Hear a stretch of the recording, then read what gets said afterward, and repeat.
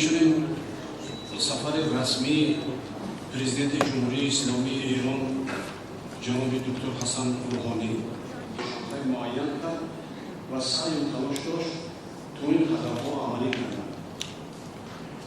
در این دوره تحت ریاست جمهوری تاجیکستان در حوزه سازمان همکاری‌های شنغهای یک خط چهارمیانه‌های مهم برگزار داشتند که در انعکاس آنها تشکر زیاد به هموطنان شما نیز فعالانه اشتراک داشتید.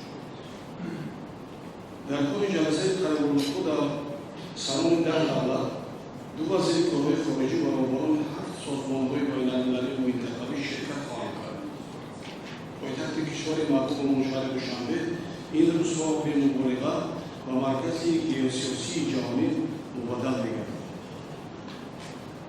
در فرجام جلسه شورای سلام دولت‌های سازمان همکاری شانگهای از جانب سلام دولت‌های اعضای سازمان همکاری یک قدم سندهای نهایی با امضا خواهد رسید و بعد از آن ریاست در این سازمان منفوذ و با سرعت رشدی آورده و فدراسیون روسیه